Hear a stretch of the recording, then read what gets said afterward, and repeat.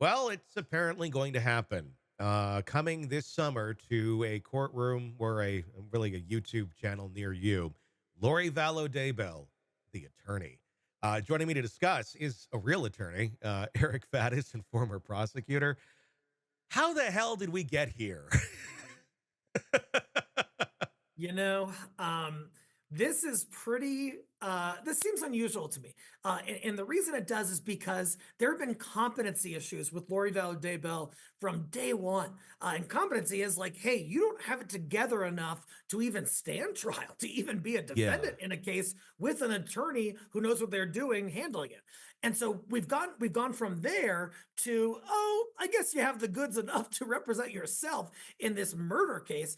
I think it's going to be a complete shit show. Yeah, I would agree if this indeed happens the way it does. We're still plenty of time where she could change her mind, right, and get an attorney. But as of now, yeah, how did we go from that? How did we go from we don't even know if she can stand trial to you can be the attorney in Right, a week? exactly. You know, I One the thing is, criminal defendants do have a right generally to represent themselves. And so I think the judge had to sort of balance that right against, hey, is she mentally capable enough to exercise that right? And it sounds like the judge found, based on the standard, that she could do that. So now we're gonna have Lori Vallow Daybell up there giving an opening statement and a closing argument and cross-examining law enforcement witnesses and stuff, and it's going to be a lot more content for shows like yours, that's for And the sure. thing is, there's decorum, there's ways of doing all of those things in court that you have to follow. There's rules. You can't just like, I'm gonna do cross-examination however I want. I can say no, you will be shut down and stopped very quickly if you're not following the rules of the court. So we have advisory attorneys that have been assigned to her, Pamela Hicks and Robert Abernethy, assigned. What role will they play in this? I mean, I know advisory is on there, but are these really going to be more so like these are the real attorneys, and as soon as she starts screwing things up, they're going to have to kind of jump in and be prepared?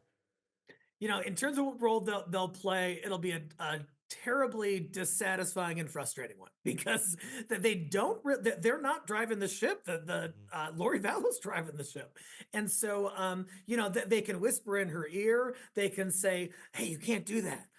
Or like, hey, you should consider this instead. And then it's up to Lori Bell Dable whether she wants to hear that. Usually, advisory council is not authorized to take over the Really? trial if something goes south. And so they would have to have Lori Bell's permission to do that. It sounds like she is in no position to give that. Could the judge at some point in this, if this thing gets going and Lori is up there representing herself and it's just a shit show, um, and it's just one thing after another that has to be corrected, can they declare a mistrial or something early and just say, look, this is not going to work. You can't represent yourself. You don't know what you're doing. This is not going to, amount to a legitimate trial. Uh, you know, um, I'm not sure they can.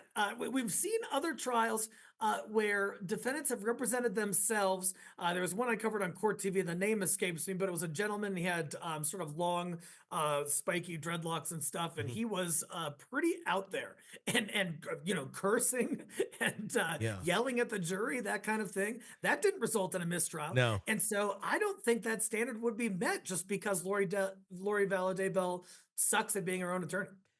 It's gonna be amusing, and it does make me wonder a bit about the judge's choice in this to say, "Yeah, you can represent yourself." But, I mean, they did the hearing. I mean, what was your reaction? I mean, she was in court, and she was answering the questions, and in that moment of brief, sanity, it seemed that she was competent. And then, she goes on a phone call the next morning and talks to her son and tells him that she thinks that her daughter is behind all this, and that it's a murder suicide. And now they're working at Costco in heaven. It's not, yeah, I just don't know how we got here.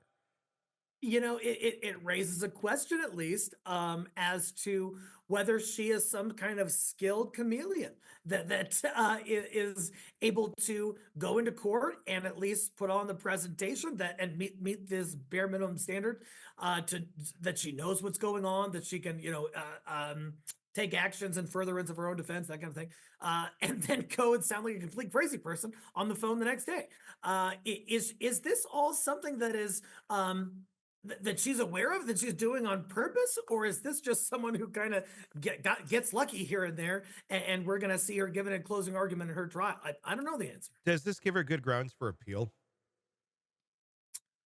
I think it actually hurts her grounds for appeal because there's something called invited error. And it's essentially like, hey, if there was an error in the trial, but it's something the defense invited, it's something that they brought about, something that circumstances they Mhm. created, the likelihood of winning on that type of error is slim to none.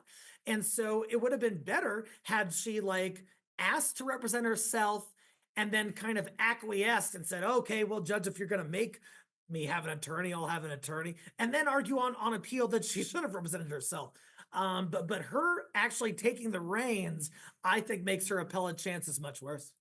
Well, maybe that'll be good. And then this story can finally have an ending. Finally. Finally.